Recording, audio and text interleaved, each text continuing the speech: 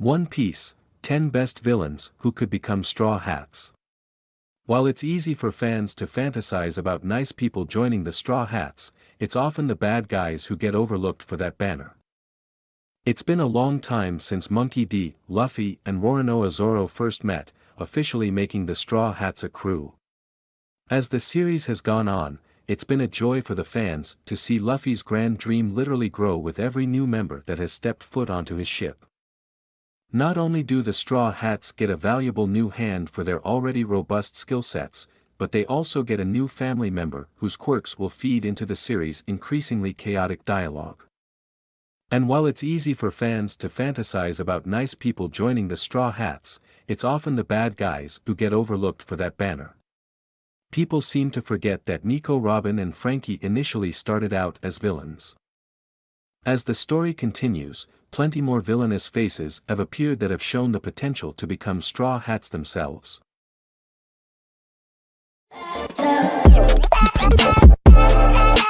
10. Perona. Perona may literally have the ability to seep out all the ambition that the Straw Hat Pirates have become famous for, but she really could be a welcome addition to the cast's increasing number of unique personalities as well as pad out the Straw Hats' low number of female characters. She's already grown attached to Zoro due to their time together on Kurigana Island, and even helped the pirate hunter not only find his way to Sabaody Archipelago but even get him there before the rest of the Straw Hats. In terms of what she has to offer, Perona would be a devastating opponent for a wide variety of villains whose ambitions could literally get the best of them.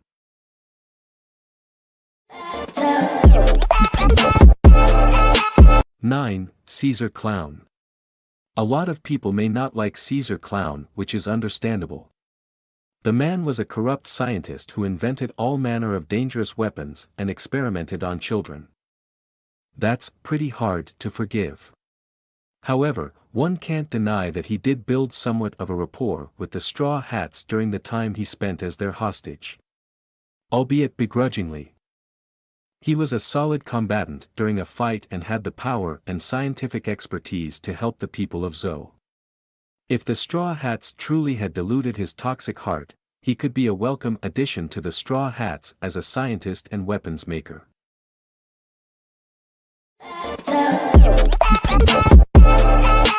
8. Bentham. Bentham is such an easy pick for a future Straw Hat that he's technically not even a villain anymore. When he first appeared in the series, he was one of Baroque Works' top agents whose clone fruit was used to infiltrate enemy lines and whose masterful combat abilities could even take on the likes of Black Leg Sanji. It didn't take long, though, for him to side with the Straw Hats and has even sacrificed himself twice. To save the Straw Hats. If he ever escapes Impel Down, Bentham would have a welcome home within the Thousand Sunny.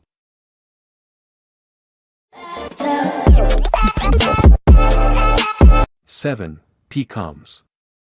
Despite being a loyal member of the Big Mom Pirates, Pecoms does feel a great deal of gratitude towards the Straw Hats, and given Big Mom's recent actions and her alliance with Kaido. The man who ordered an attack on Zou, he's probably rethinking his career plans. He already spent some time with the Straw Hats when he guided them to Whole Cake Island and even sacrificed himself to help Luffy escape during the arc's aftermath.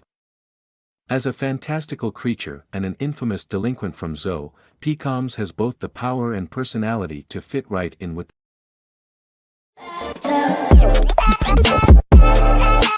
6. Senor Pink. Out of anyone in the Don Quixote family, Senor Pink seems like the most out of place. While he certainly has the surreal style to blend in with Doflamingo's colorful crew, Pink did appear to be much more principled and honorable than his more devilish and sadistic crewmates. Whereas most of the Don Quixote family showed either incredible sadism or cheating tactics during their fights, Senor Pink took on Franky in an honorable duel of endurance. If he still wants to continue his pirating ways while honoring Russian's legacy, he could consider joining Franky's ship.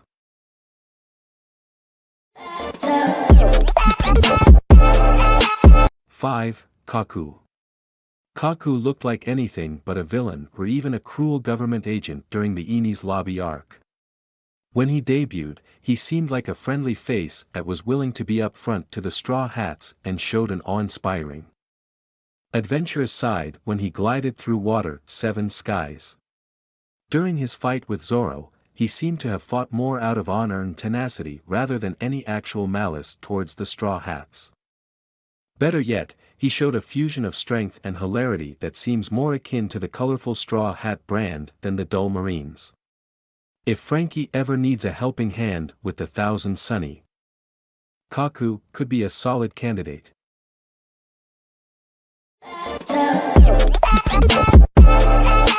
4. Bellamy. Bellamy had such an amazing character arc throughout Dressrosa that it was surprising that he didn't join the Straw Hats at the end.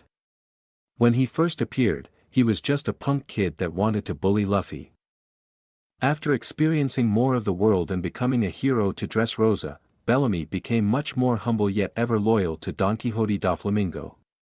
It isn't until he learned of Doflamingo's dastardly deeds that he'd begin to rethink his life, but still had the principles to challenge Luffy anyway.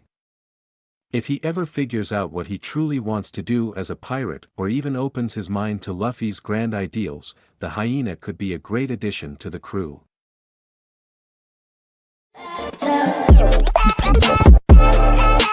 3. Buggy the Clown.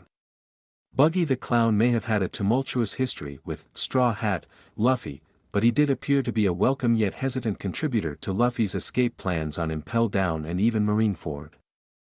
During a time when Usopp couldn't be around, Buggy took the role of the hilarious yet surprisingly competent comic relief who could both handle a fight on his own but also act as a shield for Luffy.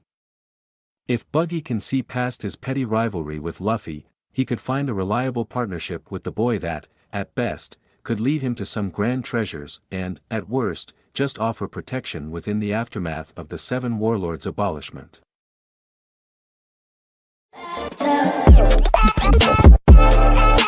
2. Sir Crocodile.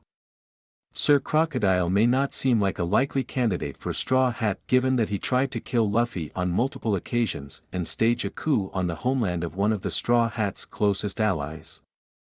But those are just sour grapes. Much like Buggy the Clown, Sir Crocodile built a greater rapport with Luffy during the Marineford saga. While the gesture isn't appreciated much these days, Crocodile did save Luffy's life and, for a short instance, Ace's during the Paramount War and even ordered Daz Bones to do the same. In One Piece, Stampede, Crocodile was even one of Luffy's greatest allies. Though he was likely just helping him to get close to Film's grand prize. Depending on what his current plans are, fans might see another Luffy-Crocodile team up within the future.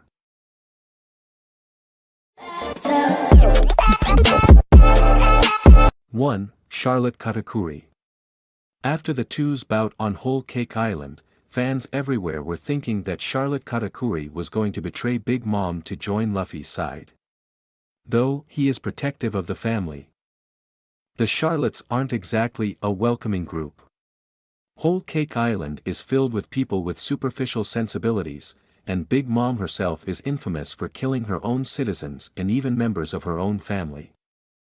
After Katakuri's epic clash with Luffy, he began to rethink why he was fighting for Big Mom's crew and arguably forfeited the fight to Luffy. If Katakuri does want to leave the Big Mom pirates, he could see a bright future as a member of the Straw Hats.